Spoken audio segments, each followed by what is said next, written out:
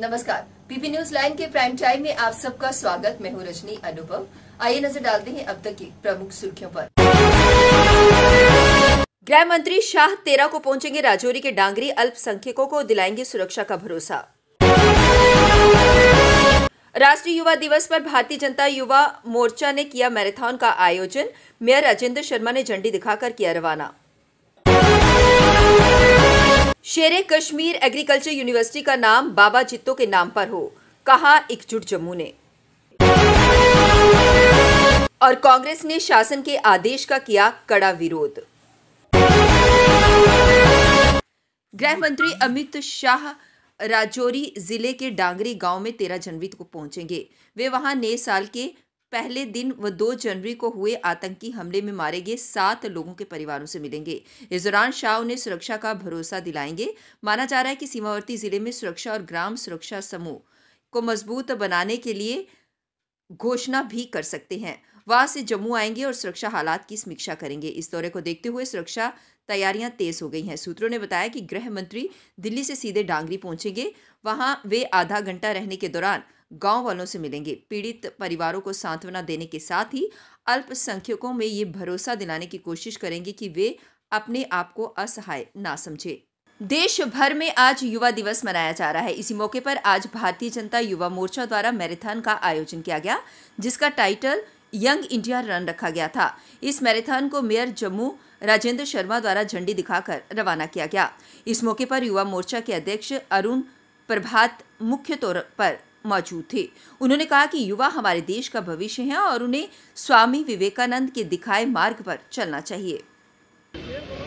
Corruption के खिलाफ लड़ेंगे, नशा मुक्ति के साथ रहेंगे और साथ में जो इलेक्शन हमारे प्रोसेसेस हैं वो पारदर्शी हों, वहाँ कंस्टिट्यूशन ना हो, हमारी व्यवस्थाएं पारदर्शी और अकाउंटेबल बने, उसके लिए हम प्रयास करेंगे। आज के युवा ने ये संकल्प किया है क्योंकि भारतवर्ष में 65% युवा है और जो युवा निर्धारित करेगा उसी पे भारतवर्ष का भविष्य बनेगा। एकजुट जम्मू ने शेरे कश्मीर एग्रीकल्चर यूनिवर्सिटी का नाम बाबा जित्तो के नाम पर रखने की मांग की। आज एकजुट जम्मू की ओर से इस मांग को लेकर प्रेस क्लब जम्मू के बाहर प्रदर्शन किया गया। संस्था के नेता ने कहा कि शेख मोहम्मद अब्दुल्ला ने कभी भी जम्मू के साथ न्याय नहीं किया, इसलिए शेरे कश्मीर एग्रीकल्चर यूनिवर्सिटी का नाम डुग्गर के महान किसान नेता बाबा जित्तो के नाम पर किया जाए। उन्होंने जोर देकर ये भी कहा कि पिछले दिनों उपराज्यपाल मनोज सिन्हा ने बाबा जित्तो को लेकर आयोजित कार्यक्रमों में शिरकत की थी और उन्होंने बाबा जित्तो की महानता का दर्शन किया था। जम्मू की जो हालत है या जम्मू की जो आस्था या जम्मू की जो भावनाएं हैं, उन्हें जिस तरह एलजी सरकार अनदेखा कर रही है, इग्नोर कर रही है, जिसमें हम बताना चाहेंगे कि हमारे जम्मू के लोगों की, जम्मू के डोगराओं की, पूरे नॉर्थ इंडिया की एक डिमांड है, एक समझ लीजिए एक उनकी आस्था है बाबा जित्तो जी में। और जम्मू के डोगराओं की ये डिमांड है कि शेरे कश्मीर यूनिवर्सिटी का नाम बदलकर बाबा जित्तो एग्रीकल्चर यूनिवर्सिटी रखा जाए। आप कारण भली भांति जानते हैं कि शेख अब्दुल्ला का कोई भी कंट्रीब्यूशन जम्मू के हित में नहीं रहा है। शेख अब्दुल्ला की जो भी पॉलिसीज रही हैं वो हमेशा जम्मू के खिलाफ रही हैं। उन्होंने ऐसे कोई भी कार्य नहीं किए हैं जिससे जम्मू के डोगराओं का उद्धार हुआ हो। वो हमेशा कश्मीर के फेवर में रहे हैं और उन्होंने रिलीजनल पॉलिटिक्स की है। रीजन और रीजनल दोनों पॉलिटिक्स उन्होंने की है। ऐसे शख्स जिनका जम्मू में कोई भी कंट्रीब्यूशन नहीं है और जम्मू के डोगरों के खिलाफ रहे हैं, उनके दिल में नफरत रही है, तो ऐसे लोगों को हम क्यों यहाँ पे स्वीकार करें। दूसरी तरफ अगर हम बात कर रहे हैं बाबा जित्तो जी की, तो आप जानते हैं कि हमारे माननीय एलजी मनोज सिन्हा जी पिछले दिनों जब मेला लगा, मेले में गए, उसके बाद एक दिन का शिविर उन्होंने अलग से लगाया जहाँ पर उन्होंने बाबा जित्तो जी की पूरी कथा सुनी, उससे प्रभावित हुए। उन्होंने ये समझा कि हाँ, बाबा जित्तो जी जम्मू के लोकल हीरो हैं, नॉर्थ इंडिया के लोकल हीरो हैं और सबसे बड़ा, जिस तरह आप जानते हैं कि मेला बाबा जित्तो जी का हमारे जम्मू में लगता है, उस संदर्भ में उन चीज़ों को देखते हुए वो प्रभावित हुए हैं। उन्हें लगता है कि हाँ, बाबा जित्तो जी एक हीरो हैं। उसी चीज़ को देखते हुए अगर किसानों की बात करें तो एग्रीकल्चर को अगर रिप्रेजेंट करता है कोई तो किसान, और किसानों को अगर रिप्रेजेंट करता है तो है बाबा जित्तो। तो क्यों ना जो एग्रीकल्चर यूनिवर्सिटी है उसका नाम बाबा जित्तो एग्रीकल्चर यूनिवर्सिटी रखा जाए।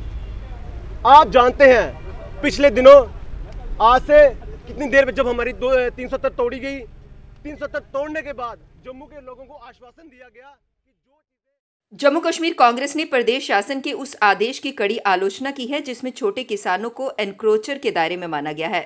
उन तमाम किसानों को आगामी 31 जनवरी तक जगह खाली करने को कहा गया है।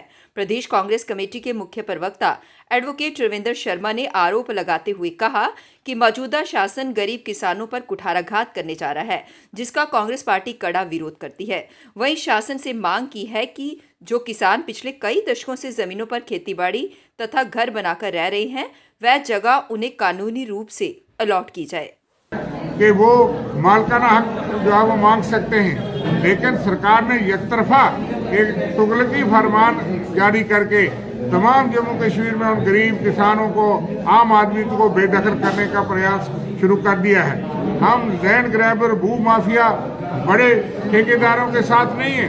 वो कानून के रूह से उनके साथ जो है वो डील किया जाए, उनको जो कानूनी अधिकार है। लेकिन हम चिंतित हैं वो किसान, वो टिलर्स, वो काश्तकार, वो दलित, वो गरीब, जो आदमी अपने मकान के लिए बैठा है, जिसके पास थोड़ी थोड़ी खेती उगाने के लिए जमीन थी और आजकल की सरकारों ने 70 साल में 75 साल में उनको डिस्टर्ब नहीं किया।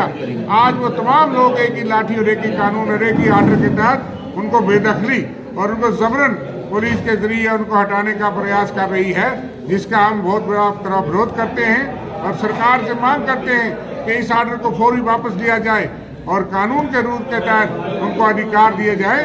जो लोग इस कानून के तहत बेदखल किए जा रहे हैं, ये डायरेक्शन इरेशनल है, अनजस्टिफाइड है और मैं कहीं तक मानता हूँ कि इलीगल भी है और ये जनहित के खिलाफ है, किसानों के खिलाफ है, जिसके लिए हम किसानों, आम आदमी के साथ खड़े हैं, गरीब के साथ खड़े हैं और सरकार से मांग करते हैं कि इस कानून को, इस डायरेक्शन को फौरी वापस। श्री कैलख ज्योतिष एवं वैदिक संस्थान ट्रस्ट के अध्यक्ष महंत रोहित शास्त्री के मुताबिक लोहड़ी का पर्व कल यानी 13 जनवरी की शाम और मकर संक्रांति का पर्व अगले दिन यानी 14 जनवरी को मनाया जाएगा।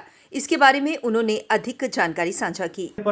और जहां भी आप ये लोहड़ी का पर्व मनाना चाहते हैं, वहां अग्नि जलाई जाती है और वहां पे अर्घ दिया जाता है, जिसका शुभ मुहूर्त 13 जनवरी शुक्रवार को शाम 5:50 से प्रारंभ होगा और इसी दिन शाम को 6:17 पर समाप्त होगा। यानी 13 जनवरी शुक्रवार को शाम 5:50 से लेकर इसी दिन शाम को 6:17 के मध्य काल में अग्नि में अर्घ देना चाहिए और जो भी आपको मंत्र स्तोत्र आते हैं उनका पाठ कर देना चाहिए। उसके बाद लोकगीत गाए जाते हैं और क्योंकि शाम 6:18 के बाद भद्राकाल प्रारंभ हो जाएगा, उसके पहले ही अग्नि में जो है अर्घ देना चाहिए। और इसके विषय में कई लोक कथाएं जुड़ी हैं।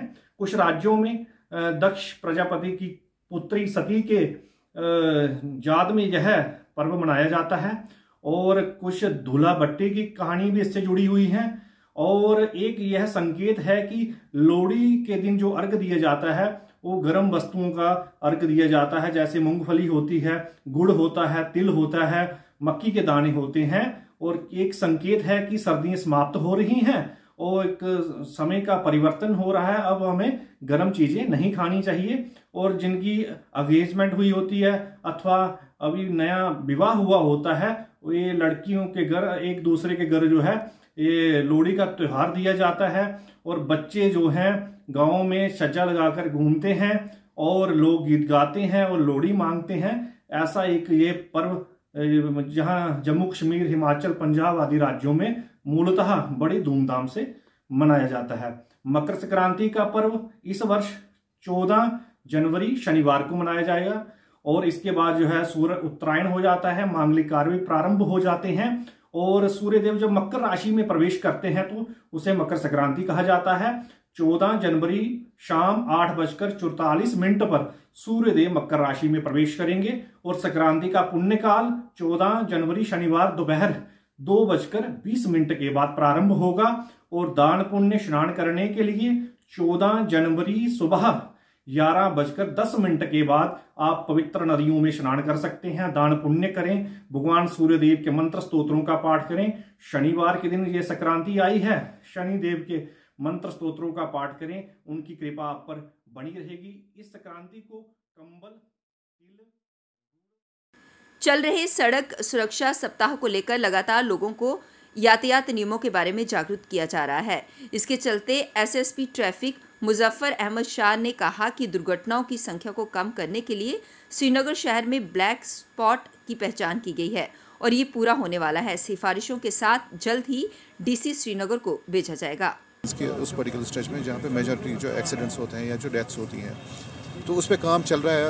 अगर देखें आप आरएनपी वाले, वहाँ पे सर्विस लेन्स जो हैं, सर्विस रोड्स उसमें बन रही हैं। कहीं पे डाइवर्जन जो है और मे बी जो opening of the lens right on the highway होता है, तो वहाँ पे थोड़ी सी इंटरवेंशन की रिक्वायरमेंट है।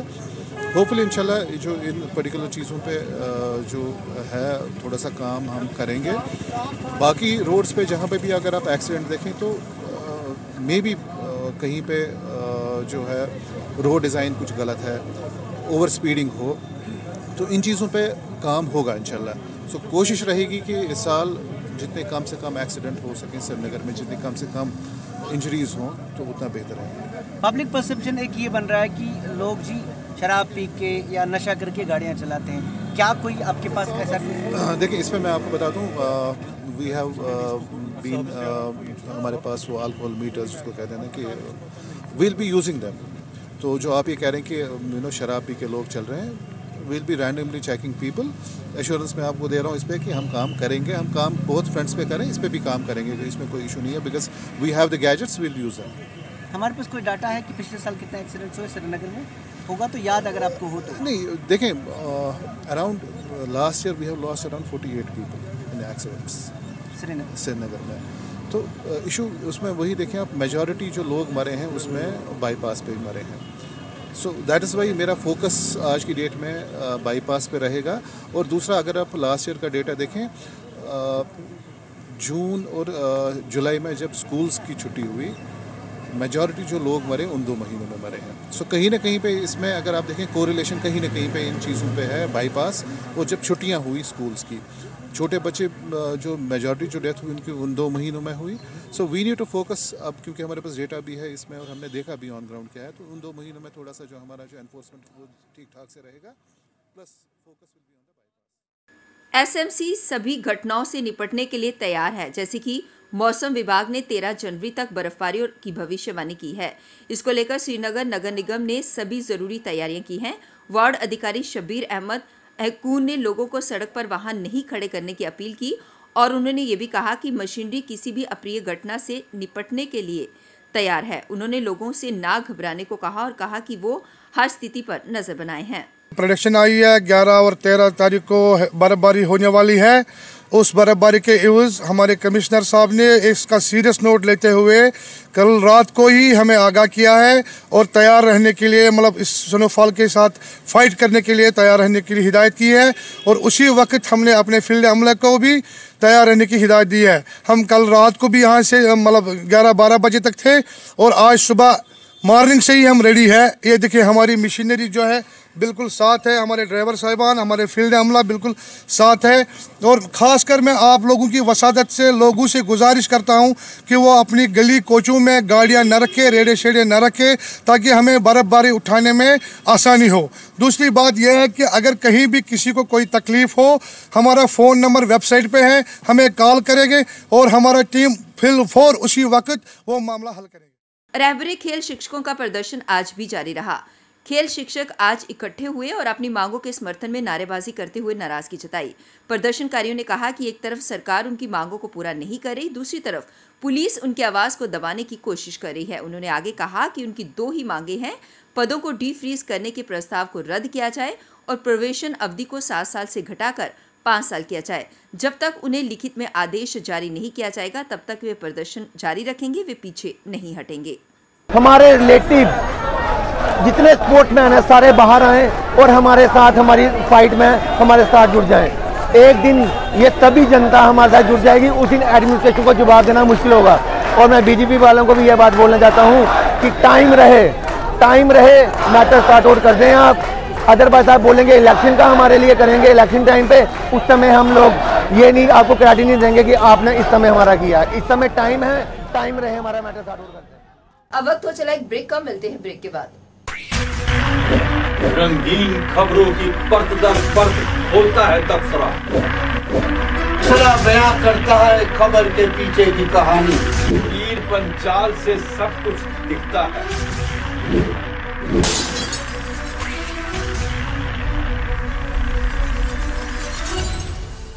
ब्रेक के बाद बढ़ते हैं अगली बड़ी खबर की ओर। सीमा सुरक्षा बल के एक वरिष्ठ अधिकारी ने बताया कि गणतंत्र दिवस से पहले जम्मू कश्मीर में नियंत्रण रेखा पर सैनिकों की गश्त और तैनाती बढ़ा दी गई है। उन्होंने कहा कि आतंकवादी संगठन हमेशा हिंसा करने की नापाक कोशिश करते हैं, लेकिन हमारे जवान सीमा पर सतर्क रहते हैं। आतंकियों की घुसपैठ नहीं होने दी जाएगी।